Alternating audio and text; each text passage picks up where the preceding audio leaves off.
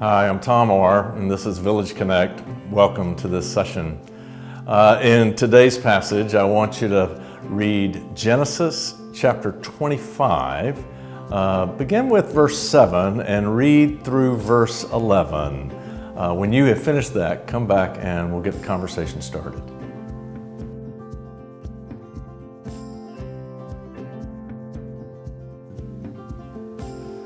So Abraham lived to be 175 years old. Abraham, the patriarch of Israel, the one God called and said, "Go to the land that I will show you, and I will make you the father of a great nation."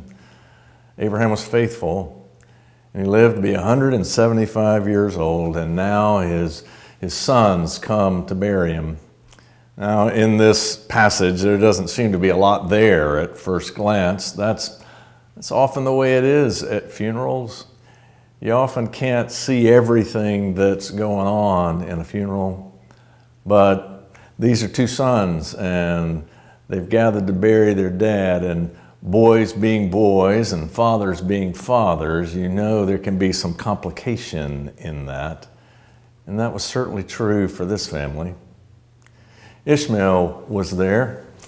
Ishmael was Abraham's firstborn. God had promised Abraham and Sarah they would have a child, but the child wasn't coming, and they were getting impatient. Sarah, she had a handmaid. She had a servant, and in that custom, it's strange to us. Thank goodness it's strange to us. But in that culture, if her slave had a child, Sarah could claim it as her own. So she tells Abraham, you father a child with my servant Hagar. Abraham does. And Hagar has a son, and his name is Ishmael. It's Abraham's firstborn. And then, in time, Abraham and Sarah, they have a child, Isaac. And when Isaac comes along, it is the child that God has always promised, and Abraham and Sarah are joyful.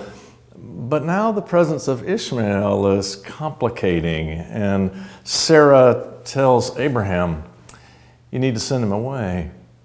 You need to send them away, and that's what Abraham does. He sends Hagar and Ishmael out into the wilderness. He forces them into exile, if you will. And then later, you may remember this. God gives Abraham this awful command: go sacrifice your own child to me. So Abraham carries him up the mountain and builds the altar. And of course, the story ends with an angel arriving saying, no, don't harm the child. Sacrifice a ram that is caught in the thicket. But that doesn't happen until Abraham is heartbroken, and it doesn't happen until Isaac figured out what Abraham intended. And the truth is, they never speak to each other again. So here they are, the son that Abraham sent away and the son that Abraham almost sacrifices. They gather to bury their old man. Now, I don't think this is a passage about sons being sons, although in some cases maybe it is. I don't think this is a passage about how fathers should be fathers, although maybe there's some instruction there. I think it's a passage about what do we do with a painful past? What do we do with the complications of our past? Theologian Miroslav Volf has been helpful to me in thinking about this.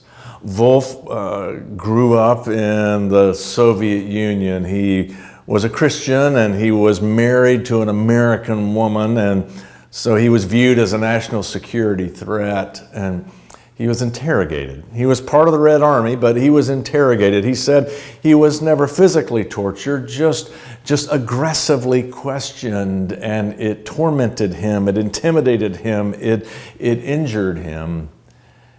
And the way he described it was that long after that injury, the pain still lived with him. The one who interrogated him multiple times, he just identifies as Captain G. That's what he calls him, Captain G. And he said, it was as if Captain G moved into the living room of my mind and I had to live around him. I get that, I think. Sometimes there are pains of yesterday that we have trouble shaking. There are hurts in our past that we don't know what to deal with. And what Wolf says is we need to learn to remember rightly. And by that, he means sometimes there are some things we just need to let go. We can't make them right. We just need to let go. I think that's what Isaac and Ishmael are doing here. They've come to bury their very faithful and complicated old man, and they're handing over to God the whole of him. They're choosing to let it go. There's a lot of grace that happens at funerals. I've seen it often, because that's one of the moments in our lives where we kind of remember the whole story, and because we're the way we are, it's often complicated. But grace is real, and sometimes we can choose the high road. And I think the way we do that is when we can't fix things in our past. Sometimes we just need to give them to God, to let it go, and trust that God can make right that which is beyond our power to make